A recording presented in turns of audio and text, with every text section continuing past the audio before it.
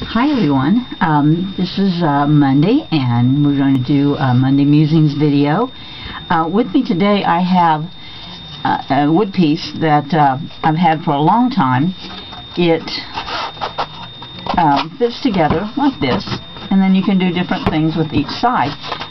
It has a design that was designed specifically for it, but I'm doing some things a little different.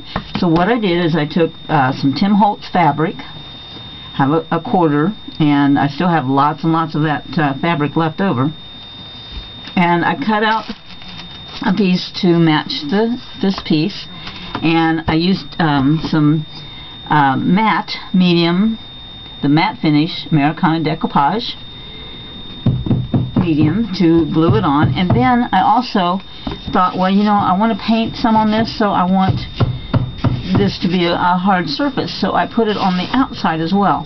But I didn't really like how it felt, so I decided to check and see what would happen, and I found that if I used my sander, any sandpaper would be okay. I happen to have my Tim Holtz one, and just kind of gave it a light sanding, then all that rough stuff was gone, but I still had my hard surface, and it still feels like fabric. So that's an idea. So okay, so and then I'm not worried about this hanging over a little bit, because I'm just going to let it kind of ravel, because I think that'll add to the design. So then I'm going to put this color on here. This is another one of Tim's fabrics right here, and I apologize if you hear banging. I'm having some siding put on my house, and they happen to be on the wall, the very wall that I'm on right now. So I'm gonna make this kind of short and sweet, and probably show you the finished product next week. But here's what I'm doing. I'm adding my Decoupage Matte Medium. I'm only going to put it part way on right now, because it kind of dries kind of quick, and I just made a mistake.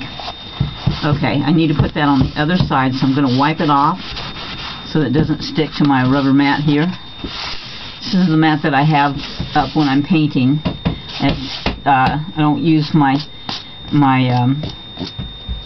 non-stick craft mat when I'm painting, because, you know, I'm going to get paint on it and it's harder to clean, so this rubber mat is easier to clean, so this is what I use when I'm painting. So I'm going to put this on about half. Oh, they're loud, aren't they? Okay, and then I'm going to position it.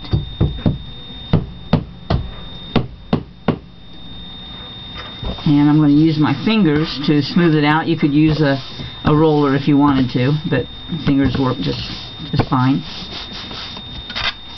And then I'm going to come back here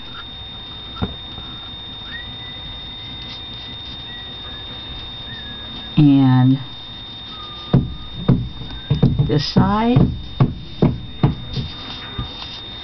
Now this dries clear, so it's okay. You know, if I get some on here, as you saw here, I used it here, and it's drying clear. You can't see any difference.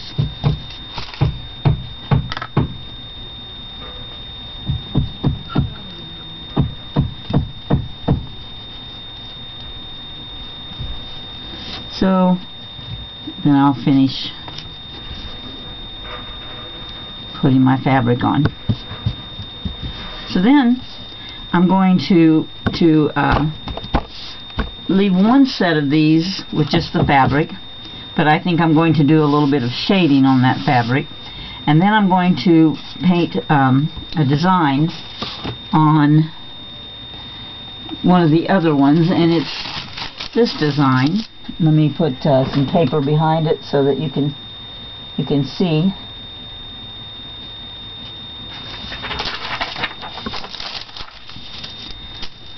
This design comes from Judy Westergaard Jenkins, and it comes from her chalk paint book. So I'm going to be using some chalk paint and some acrylic paints and a chalk pencil. And here's a picture of her finished design, but let me find a larger picture here in her book. Here we go. Now sometimes I design my own, and sometimes I use others' designs that are published for those who don't design to use. And I like Judy's design really well, so that's what I'm going to use. And I don't have that piece, but I'm going to adapt the piece that I have to fit her design, and that won't be hard because it's pretty close to that size anyway. So I'm just going to put the pear and apple down here, and then I'm going to move it down a little bit and put the grapes, and then I'm going to put my my message in the middle. So, but I'm going to do that on the side that I put the matte medium on. But on the other side, I decided I wanted some dimension as well. Let me close this up. So what I'm going to do, and then I'm also going to do it with this side. I'm going to cut another piece to go on this side as well. But I need to let that dry before I do the other side. So here's what I'd like to do, and I'm going to turn it to face myself this time. I'm going to take my Traditions burnt sienna,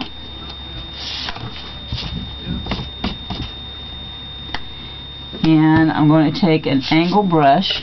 Now an angle brush is a brush that it's a flat brush, but it has one corner sliced off, so it's an angle. And I'm going to use a large one because you always want to use the largest brush that you have available. Grab paper towel.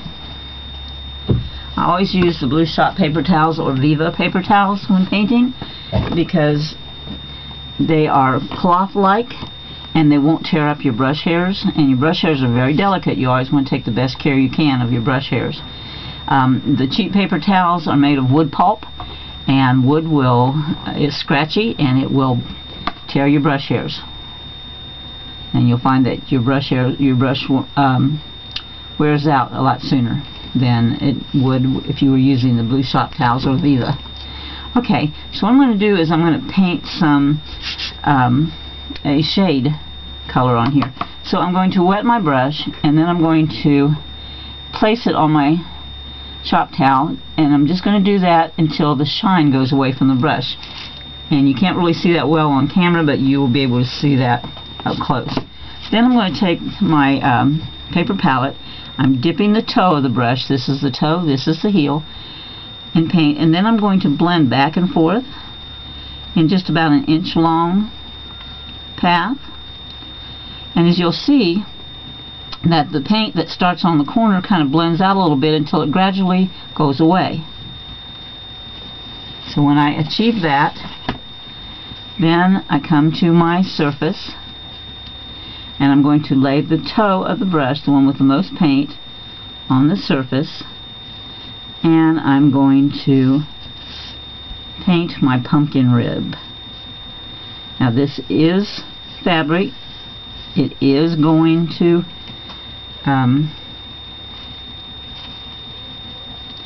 soak in, even though I have that matte medium on it. I'm pretty sure I'm on the right side. Let's see. Oh no, I'm not. Okay. So, well, this is a lesson of how the paint soaks in to fabric when you're just using regular acrylic paint. Now there is some fabric paint, and it's called So Soft, and it's fabulous, but that's not what I'm using today. But that's how you get dimension of a rib, and then I'll put it over here and here and here. But I'm going to turn this over now. This dries real fast. Now I'm going to do it on the side that I have the matte medium, and it should go on there a whole lot smoother. So I let the shine come out of my brush. I load on the toe, and I blend until it blends across to nothing. And then I'm going to place this and we have a much smoother time. Much easier, much quicker, much smoother. Okay? I'm going to do that. I'm preparing my brush the same way off to the side. I'm going to do that to the outside as well. By loading your brush this way so that it has a gradual fade out to nothing, what you do is you have you create the illusion of depth. This is called floating, and you create the illusion of depth by having the heavy paint here at the side and fading out. That causes the flat shape to take on a rounded appearance. So you see you have the round of the pumpkin, and then you have a rib. So I'm going to come over here and I'm going to do it to this side. Loading my brush the same way. I'm going to take it across the bottom as well, because the bottom of the pumpkin is rounded. I'm brushing in one direction. You can brush in both directions. Just don't turn your brush. You always want the toe and the heavy paint side to be to the outside. Okay, now see how that this flat pumpkin shape is taking on a dimension? It's rounding itself. Okay. Now I'm going to make a rib over here like I did here. And you know, you could draw this, you could trace this, but it's not so hard really to just paint, you know, an arc like this. Okay, you see how our pumpkin is taking shape? Right, now I'm going to do a small one right here. Okay, and another one right here.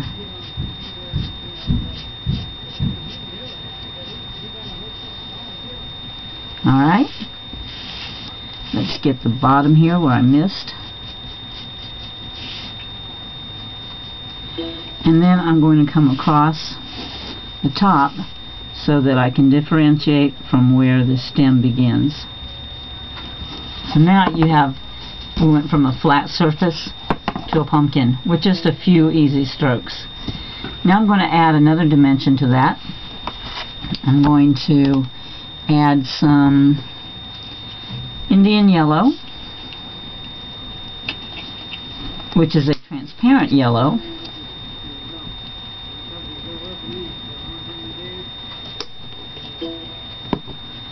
And I'm going to, I could brush mix this, but in order to show you a little better, I'm going to take this burnt sienna and this Indian yellow, and I'm making a lighter color, a warmer color, and a more gentle color. And then I'm going to take a little bit of this out, and I'm going to add, and I didn't put it in front of me, let me grab it.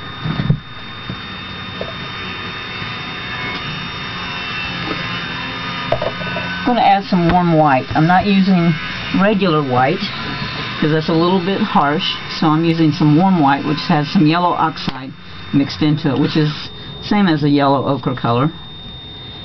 And I squeezed it out and got it all over me, which is par for the course. Okay, so now I'm going to take this, and I'm only taking a little bit of this, and I'm going to mix it into my white. You always want to mix dark into light, because if you try to mix light into dark, you're going to mix all day long and have enough to paint your whole house, and it still won't be as light as you wanted it to be. Okay, so now I've got a nice light color that matches the paint I've already got on there because I made it out of that same paint. Okay, my base was this raw sienna. Now I'm going to put some highlights on here. And I apologize, there go the workmen again. So, let me show you that again. I wet my brush. I place it on the towel. I don't rub it or pull it back and forth or anything. And then I'm going to come over here and I dipped my toe into that color and I'm doing my blending path. And as you see, it blends away into nothing. So now I'm going to come over here on the back side of my rib colors, and I'm going to float this highlight color right up next to it.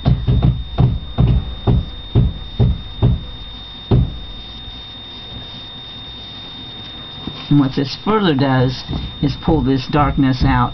You have, you use dark to make light and light to make dark. So let's do some more. Let's go to this side.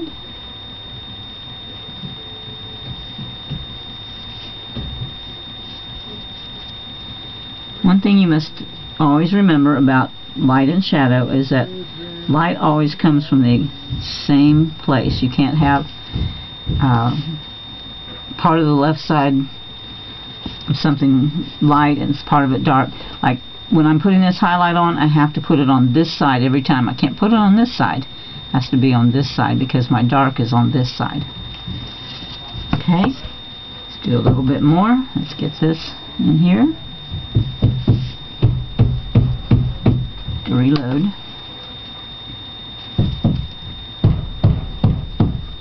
Boy, they're loud, aren't they? But my house is looking really pretty.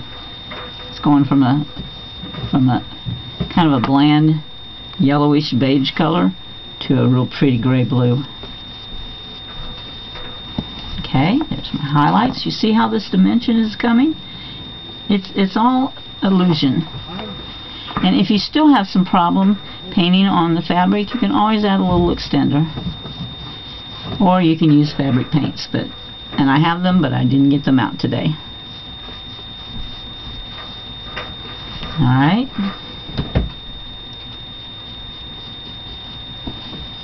And now what I'm going to do is I'm going to paint a highlight right down the middle of this, and I am going to use my extender and a sealer.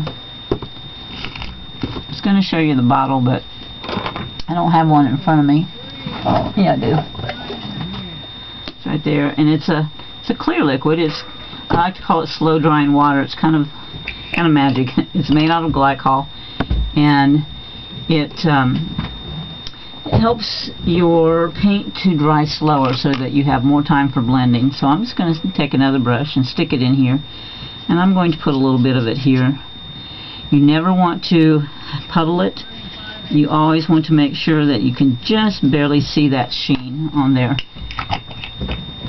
because if you have too much, then your paint will swim. So I put some on there. Now I'm just going to kind of rub some of that back off so I just barely have it on there. Now I'm going to take my same brush, and I'm going to just load a little bit of it. I'm not going to do my blending path, but I take a little bit here. Just not going to put much on my brush. You really can just barely see it. Oh my goodness, I'm so sorry. Hope this doesn't annoy you too bad. And then I'm just going to kind of brush it down here in the center. Just barely there. Okay?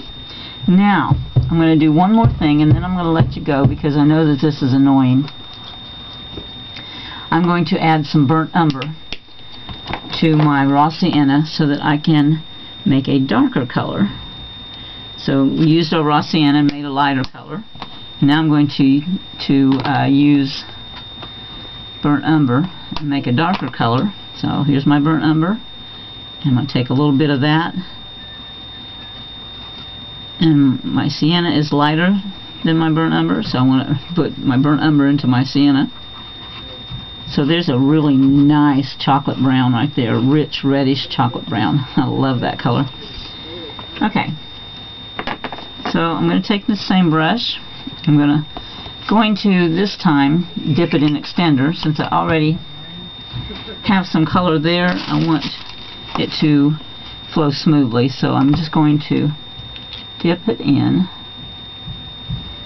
I'm going to do the same procedure. I'm going to lay it there until the shine goes away, because I don't want too much extender. I'm going to tip my toe of the brush in here and do my blend. Now I'm going to come right back around here, and in a thinner application I'm going to deepen the shades on the edge of my pumpkin ribs. See how that deepened that a little bit? You don't want to wipe out what you've already put, but this is going to enhance it quite a bit. Because I loaded an extender, my brush moves a little faster, a little smoother.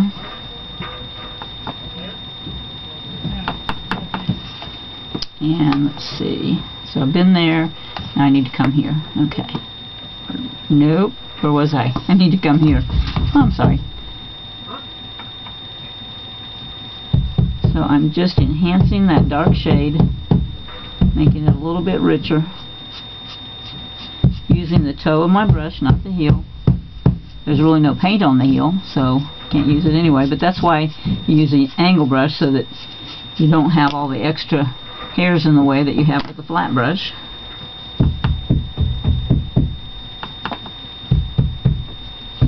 And down here near the bottom, I'm going to make that darker part look a little wider, because this is the bottom of the pumpkin where it's sitting, and so it is a little bit darker.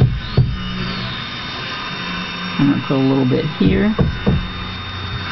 So that's a little bit of lesson in floating to it, and floating a shade and a highlight to kind of give you some dimension, and so you still see all of the fabric underneath it.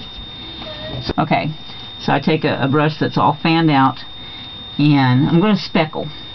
Okay, so here's how I would do it. I'm going to use that dark brown.